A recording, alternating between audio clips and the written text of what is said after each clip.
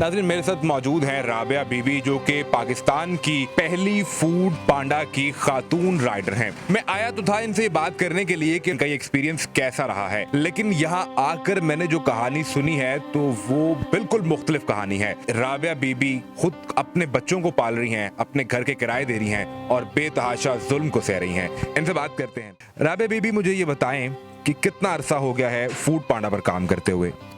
ये मुझे 5-6 महीने हो गए काम करते हुए। अच्छा, मुझे ये बताएं कि आप एक खातून डिलीवर करने जाती हैं जब ऑर्डर, तो लोग देखते हैं तो वो हैरान होते हैं कि खातून पाकिस्तान के अंदर ये ऑर्डर डिलीवर करने आई है फूड पांडा की तरफ से, या परेशान होते हैं, खुश होते हैं? किस तरह का रिस्पॉन्स होता है? जी, खुश भी होते हैं और हैरान भी होते हैं कि देख के कोई एक लेडीज़ आई है फ्रूट फांडा से, तो वो कहते हैं कि अब लेडीज़ भी उन्होंने रख ली है फ्रूट फांडा। मैं कहती हूँ जी, मेहनत करनी है, मेहनत करने से क्या है, हर्ज है। मर्दों की तरह काम करना हो तो बंदे को कोई मसला नहीं है। मैं काम कर रही हूँ अपने बच्चों के लिए। अच्छा, मुझे ये बताएं कि आपके कितने बच्चे हैं, उनकी उम्रें कितनी हैं, पढ़ते हैं, क्या करते हैं? जी सर, वो छोटे बच्चे हैं। बेटी जो है ना वो अभी 8वीं में स्टार्ट हुई हैं, तो जो छोटा बेटा है वो 7वीं में है। उससे छोटा जो 6 साल का, उससे छोटी बेटी है 5 साल की, उससे छोटा जो है वो 3.5 साल का है। तो ये अभी सारे बच्चे मेरे छोटे हैं, ठीक है। तो स्कूल जाते हैं? जी 3 बच्चे मेरे स्कूल जाते हैं। अब चौथी भी जाने वाली होगी। 4 बच्चे टोटल अभी स्कूल जाते हैं। माशाल्लाह, आपके 5 बच्चे हैं, बच्चे स्कूल भी जा रहे हैं। क्या ज़रूरत पड़ी आपको कि आप घर से बाहर निकली और आपने काम करना शुरू किया और फूड पांडा पे बेच रही हैं, अब आप लोगों को उनका ऑर्डर डिलीवर कर रही हैं?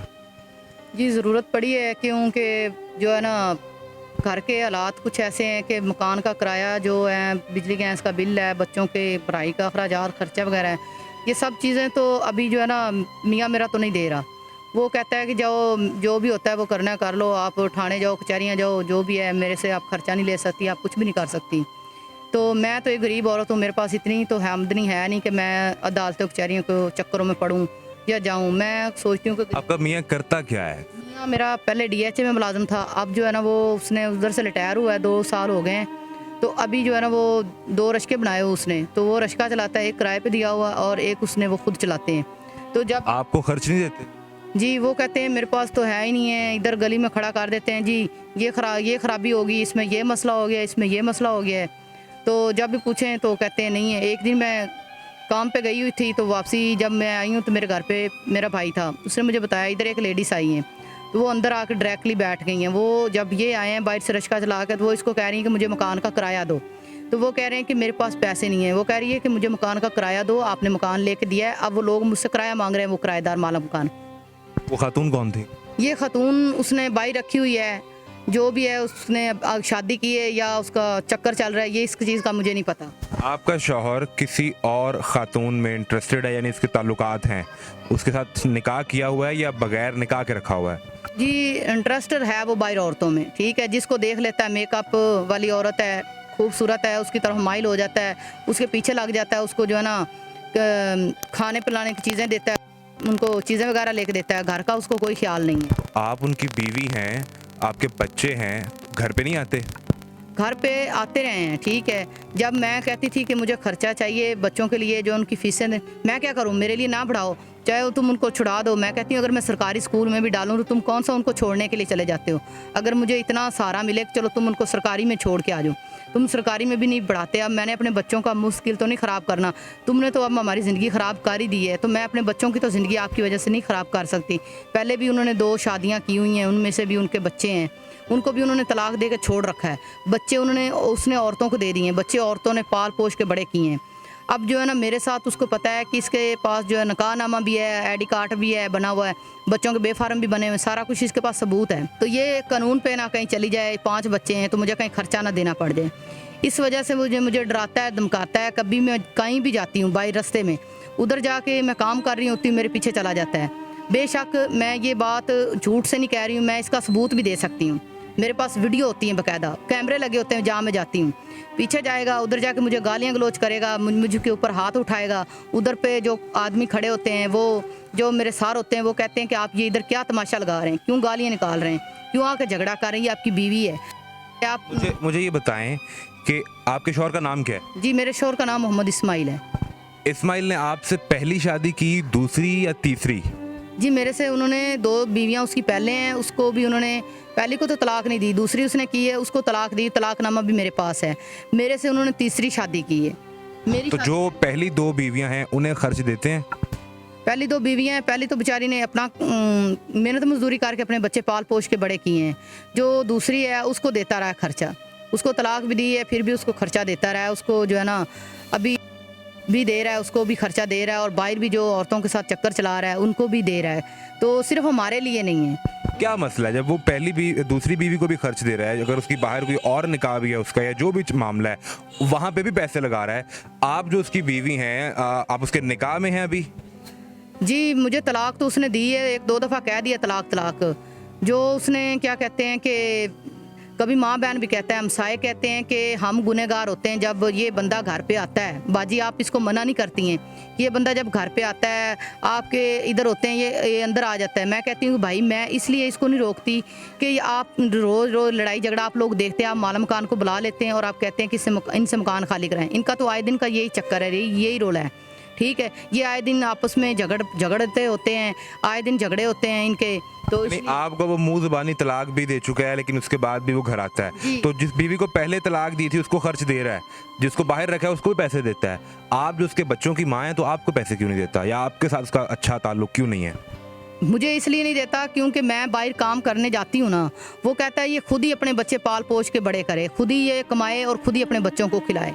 इधर मैंने किराने की एक शॉप डाली थी छोटी सी, तो वो चलती रही है। जब एक माह कोरोना आया था उस वक्त थोड़ा सा ना काम ज़्यादा चलना शुरू हो गया था, तो उसने कहा कि लो जी इसके पास तो इतना पता नहीं कितना ही पैसा आना शुरू हो गया है, तो ये खुद ही अपने बच्चों को कमाए और खुद ही खिलाए, ये तो काम कर सकती है। तो उसके बाद जो है कोरोना चला गया, उसके बाद वो काम बिल्कुल स्लो हो गया है। अभी मैं सुबह से लेकर शाम रात 12-1 बजे तक भी बैठती रही हूँ। जब मैं नौकरी नहीं करती थी तो मैं बैठती रही हूँ, 100-150 मैं बड़ी मुश्किल से पकड़ती थी। जब ये बच्चों को छोड़ के अपनी माँ के घर चला गया, उधर इसने तंदूर बनाया, तंदूर पे इसने कारीगर रखा, उसकी औरत के साथ सेट हो गया, उसको बर्तन वगैरह लेके दिए, उसको जो है ना 4 मैं एक दिन गई इसकी माँ के घर, तो मैंने देखा ना इसका और उसको आपस में चक्कर मैंने देखा। मैं दूसरे दिन जो है ना मैं इसके पीछे गई भी मुझे मकान का किराया दो और मुझे खर्चा दो। कहता अभी मेरे पास नहीं है, अभी मेरा काम जो है ना वो नुकसान में चल रहा है।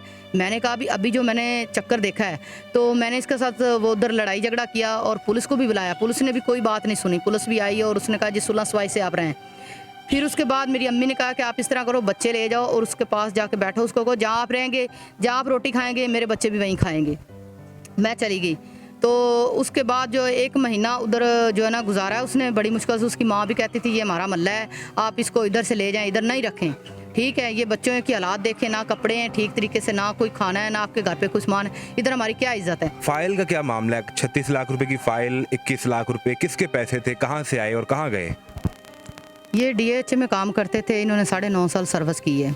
9.5 साल करने के बाद ये रिटायर हुए हैं। रिटायर के बाद उनको जो है ना ग्रेजुएटरी मिली है, वो मिली है 7 लाख रुपया DHJ ब्लॉक से। इनको 7 लाख रुपया मिली है, उसमें से भी इसने पता नहीं चलना दिया कि पैसे कहाँ गए हैं। मैं पूछूं कि आपको पैसे मिले हैं, कभी कहता है जी मुझे तो 3.5 लाख मिला है, 3.5 लाख मिला है। इसको उधर से फाइनल ही, अब मैं तो एक औरत हूँ, लेडीज़ ज़ात हूँ, मैं तो दफ्तरों में जा नहीं सकती, ना मैं इसके सरों से पूछ सकती हूँ कि मेरे बच्चों के मुश्किल के लिए, बच्चों के लिए ही वो नौकरियाँ देते हैं और बच्चों के लिए ही ऐसे मुश्किल बनाते हैं। जब खुद बंदा ऐसे मुश्किल ख़राब करे तो मैं अब जाऊँ इसको जगह जगह पे जलील करूँ, ये तो ठीक नहीं है। मैं नहीं गई किसी लिए पूछने के लिए, वो भी मैंने बर्दाश्त कर दिया, चुप कर दिया। फिर उसके बाद इसकी जो फाइल है वो 36 लाख रुपए की बिकी है। उसके बाद इसने कहा जी मेरी तो बिकी 30 लाख की है। मैंने कहा अच्छा 30 की भी बिकी है, तो जो है ना आप तो कह रहे थे 30 की बिकी है, तो आपने मुझे 21.5 लाख का घर ये लिया है, तो बकाया पैसे किधर हैं? उसकी आप कौन होती हो पूछने वाली, ये है वो है। मैंने कहा अच्छा चलो ठीक है, मैं नहीं पूछती हूँ, नहीं लड़ाई झगड़ा नहीं करती, चलो मेरे घर पे फसाद ना पड़े, मैं चुप कर जाती थी। उसके बाद जो है ना मेरे पास घर जो है ना 3 महीने रहा है। 3 महीने इसमें वो है ना कि कुछ हमारा थोड़ा सा देन लेन था, मेरी बहन का जेवर वगैरह था, वो इसने मेरे से चोरी बुकवा दिया। उनको मैंने अभी तक नहीं बताया। उसका पैसे देने थे, उसने मेरे से अर्जेंट पैसे मांग लिए। तो जो है ना मैंने वो मकान गिरवी दिया हुआ था हम दोनों ने मिलके, तो उसका हमने पैसे जो है ना बहन को दे दिए, कुछ हमने घर पे लगा लिए। अब ये बंदा कहता था जी दोनों के सैन अंगूठे जब एक स्टाम्प पे होते हैं, दोनों ही एक काम कर रहे हैं। तो अब ये कहता है ये तुमने मकान गिरवी दिया है, अब ये जो है ना उसकी ज़िम्मेदार तुम हो। मैंने कहा अभी मैंने कमेटी डाली है, ये 7वें माह में निकल आएगी हमारी कमेटी, हम वापस करके अपने वो मकान आपके पास अभी है, गिरवी है या बिक गया? नहीं सर, वो इसने बेच दिया है। लोगों की बातों में आके ना, जो बाहर औरतें कहती थी इससे जी ले लो ये घर ना इसको दो, ये करो वो करो, उसने मीठी मीठी लगा के तो वो बेच के उसके पैसे कहाँ गए? वो बेच के इसने इससे, अब मुझे नहीं पता वो पैसे इसने क्या किए। कभी मुझे कहता था जी मैंने वो जो दूसरी बीवी है जिसको तलाक दी हुई है, जिसके पास 3 बच्चे हैं, एक उसका बच्चा बाहर काम करता है और 2 उसके बच्चे जवान हैं, उनको तो राइट कानूनी तौर पे भी खर्चा नहीं बनता, उनकी एज इतनी है कि उनको खर्चा बनता ही नहीं है। तो इसने वो जी मैंने घर ले लिया है उसका जी, नादिया शाहीन की बहन का घर वो मैंने ख़रीद लिया है। वो जी 20 में मैंने ख़रीदा है, वो जी 40 का बिकेगा, कभी 35 का बिकेगा, मुझे प्रॉफिट आएगी, मैं आप दोनों को घर लेके दूंगा। मैंने कहा अच्छा 1 महीना लगेगा, 20 दिन लगेंगे या 2 महीने लगेंगे। तो मैंने कहा मुझे ये बताएं कि आप पढ़ी लिखी हैं? जी। कितना पढ़ी हैं? जी मैं मैट्रिक पढ़ी हूँ। मैट्रिक पढ़ी हैं। और बाइक, ये जब इस काम को शुरू किया 6 माह पहले, क्या बाइक चलानी पहले आती थी, सीखी, क्या मामला था? जी मुझे बाइक चलानी नहीं आती थी। मैंने इसको काफ़ी दफ़ा कहा है कि मुझे बाइक सिखा दो, क्योंकि तुम मेरे मियाँ हो, अगर मैं बाइक किसी को कहूँगी तो अच्छी बात नहीं है, क्योंकि मैं नहीं चाहती कि बाइक के लोग जो है ना गलत होते हैं, तो मैं नहीं चाहती कि, मैंने इसको काफ़ी दफ़ा कहा है, इसने मुझे नहीं सिखाई बाइक चलाना। मैं फिर ये कोरोना में मैं ड्यूटी कर रही थी, उस दरमियान मुझे छुट्टियाँ हुई हैं छोटी ईद पे, तो मैं जो अपने गाँव गई हूँ अम्मी के पास गई हूँ। उधर मेरे भाई थे, उन्होंने जो है ना मुझे 2 दिन में ना उधर 15-20 मिनट मुझे ग्राउंड में सिखाई है मोटरसाइकिल चलाना। फिर मैं इधर लाहौर में आ गई हूँ, इधर मेरा भाई था, उसने जो है ना 15-20 मिनट मुझे इधर ये जो है ना भट्टा चौक के साथ ही है, उधर लेके जाता रहा 15-20 मिनट, उसने मुझे चलानी सिखाई है। वो मुझे मेरे पीछे वो भी नहीं बैठते थे, वो कहते खुद ही चलाओ। मैं काफ़ी दफ़ा मैंने लोगों को मेरी गाड़ी में भी ठोक दी एक दफ़ा। तो मैंने कहा जी अगर मैंने खुद ही चलानी है ऐसे घुमा के, तो मैं फिर अपने मेन रोड पे निकल जाती हूँ, जब लगनी होगी तो लग जाएगी। मैंने ये सोचा और पहले दिन मैं बाइक लेके ड्यूटी पे चली गई। पहले दिन जाते ही मुझे कट करनी नहीं आई, मैंने जाते ही ना मैंने किसी के बीच में टक्कर लगा दी मोटरसाइकिल वाले पे, मैं गिर गई, मुझे काफ़ी चोटें लग गई। फिर उन्होंने मुझे उठा के मैंने किसी आदमी को कहा, मैंने कहा भाई आपको बाइक चलानी आती तो प्लीज़ आपकी मेहरबानी आप मुझे ड्यूटी तक पहुँचा दें। उसने कहा ठीक है बाजी बैठे आप। मैं सर ड्यूटी तक पहुंच गई हूँ, उसके पीछे बैठ के बाइक मैंने उधर खड़ी कर दी है। फिर वापसी वो तस्वीरें वगैरह मेरे सर को उन्होंने सेंड की हैं कि मैडम को चोटें वगैरह लग गई, इस वजह से वो लेट हो गई हैं। सर मैं ये चाहती हूँ, मेरी इमरान खान से भी और मेरी अगर किसी जज मिस्टेक से भी मेरी अगर केस वगैरह मेरा चलता है, तो मेरी ये अपील है कि मेरा खर्चा अगर ये साबित करके दिखाए, मुझे मेरा खर्चा लगवाया जाए और मुझे ये मेरे जो हक हकूक़ हैं, जो मेरे घर का खर्चा है, मेरे मकान का किराया, मेरे बच्चों का जो खर्चा बनता है मामलात, ये सर मुझे दिलवाए जाएं। ठीक है, ये बंदा मुझे कहता है तुम जाओ, जो अदालत कानून जहाँ भी चली जाओ, तुम खर्चा नहीं मेरे से ले सकती हो। ठीक है, ये बंदा इसी वजह से मेरे बच्चे ले के भाग के चला जाता है, उनका मुश्किल भी ख़राब कर रहा है, बच्चों की पढ़ाई भी ख़राब कर रहा है। कभी उनको सड़कों पे लेके किधर होता है, कभी किधर होता है, कभी किसी के घर पे होता है, जहाँ इसके चक्कर चल रहे होते हैं, कभी मेरे बच्चे लेके उनके घर पे होते हैं। तल्ख बहुत बंदाए मजदूर के औकात। राबिया एक इंतहाई बाहिम्मत खातून है जो अपना रोज़गार खुद चला रही हैं, अपने बच्चों का खर्च खुद चला रही हैं, खुद गिर कर इन्होंने ये बाइक चलानी सीखी है। और इनकी जो मामलात देखे तो वो कहानी तो बिल्कुल मुख्तलिफ है। आप तक पहुंची है, ये मेहनत करने से नहीं भाग रही, वो सिर्फ अपने बच्चों का और अपना हक मांग रही है। इजाज़त दीजिए, एक नई वीडियो में हाजिर होंगे। अल्लाह।